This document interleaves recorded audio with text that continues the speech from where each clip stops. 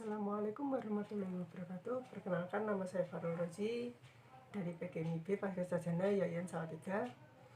Di sini saya membuat tugas observasi yang saya lakukan di mata kuliah perkembangan peserta didik. Dari hasil observasi yang saya lakukan, saya mendapatkan judul yaitu kelainan pada mandel yang membuat kemampuan membaca dan hasil belajar menurun. Menurut Susanto, tahun 2013, belajar adalah suatu aktivitas yang dilakukan oleh seseorang dengan sengaja dan dalam keadaan sadar untuk memperoleh suatu konsep, pemahaman, dan pengetahuan baru. Di sini saya menulis sebuah hasil wawancara yang saya lakukan di MI Al-Fatah Asinan dan dengan guru yang berinisial WS. Di sini saya akan bacakan wawancara yang saya lakukan.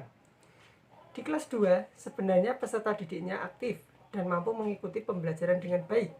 Namun, ada siswa yang memiliki kelainan pada mandelnya dan akhirnya dia ketinggalan dalam pembelajaran. Namanya adalah B. Dia anak yang baik dan selalu berusaha untuk mengikuti pembelajaran dengan baik. Namun, karena keterbatasan fisiknya, akhirnya dia kurang mengikuti pembelajaran dengan baik. Dia malu jika disuruh untuk membaca, hanya bisa 2 suku kata saja. Akhirnya dia menurun tingkat hasil belajarnya. Padahal saya sudah memberikan tahapan latihan dalam membaca di sela-sela istirahat selama 15 menit. Namun tetap saja hanya bisa 2 kata saja. Kalau menurut saya, mental dia menjadi down dengan keadaan tersebut. Orang tua sudah berusaha untuk terapi agar menjadi normal dalam mengucapkannya. Dari wawancara di atas menunjukkan bahwa siswa tersebut memiliki suatu kelainan fisik yang mengakibatkan hasil belajar dan kemampuan membaca menurun.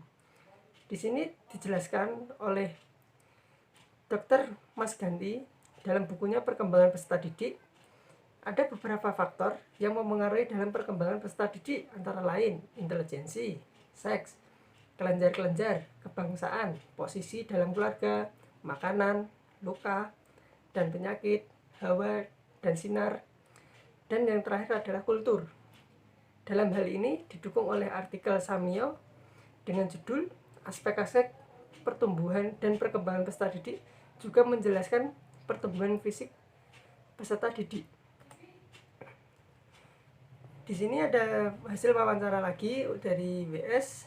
Faktor lainnya yaitu seperti ini. Meskipun anak tersebut memiliki kelainan pada amandel yang menyebabkan kemampuan membaca dan hasil belajarnya menurun, namun anak tersebut memiliki keterampilan menulis yang baik, seperti menulis tegak sambung. Menurut saya, tulisannya bagus dan tidak kalah dengan teman-temannya. Menurut saya, anak tersebut sangat berminat dalam menulis. Di sini Pak WS melihat dari faktor lingkungannya seperti ini. Kondisi di kelas kondusif, menyenangkan, dan lingkungan sekitar tidak menjauhi dia, bahkan sampai gojek-gojek dengan suara keras. Namun di saat membaca, dia malu dan membacanya pelan. Dari segi keluarga sangat membantu anak tersebut. Sampai waktu kelas 1, guru kelas 1 ingin dia tinggal kelas dulu. Namun orang tuanya bersikukuh untuk mendukung anak tersebut agar bisa mengikuti teman-temannya. Ini menandakan bahwa dari keluarga mendukung anak tersebut. Bukan hanya itu, anak tersebut diajak terapi oleh keluarganya. Di sini kita dapat mendapatkan 3 solusi yang utama, yaitu untuk guru, peserta didik, dan orang tua. Untuk kepada guru, selalu sabar dan niat dalam membantu anak dalam pembelajaran. Yang kedua, memberikan motivasi berkala agar anak selalu berusaha dan berdoa agar diberikan kemudahan dalam pembelajaran. Yang ketiga, memberikan pembelajaran yang lebih aktif di dalam kelas, seperti tanya jawab agar membantu melatih anak tersebut dalam berbicara. Lanjut, untuk solusinya yaitu kepada siswa. Yang pertama, selalu semangat dan berdoa kepada Allah agar diberikan kemudahan dalam pembelajaran. Yang kedua, selalu berlatih dan membiasakan membaca. Lalu untuk kepada orang tua, segera mungkin konsultasikan kepada dokter agar diberikan tindak lanjut dalam kelainan tersebut. Yang kedua, berikan waktu untuk anak minimal 1 jam memberikan latihan membaca. Yang ketiga, gunakan waktu senggang untuk memberi semangat dan motivasi untuk sekolah. Kesimpulan di sini, kesimpulan yang saya dapat, yang pertama adalah kondisi yang dialami oleh peserta didik adalah kelainan pada amandel yang menyebabkan keterampilan membaca dan belajar menurun. Faktor yang mempengaruhinya antara lain pada fisik anak tersebut.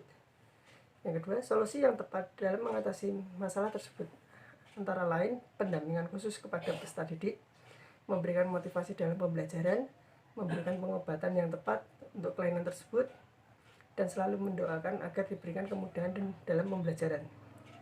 Sekian dari saya penjelasan tentang observasi yang saya lakukan. Terima kasih. Kurang lebihnya mohon maaf. Wassalamualaikum warahmatullahi wabarakatuh.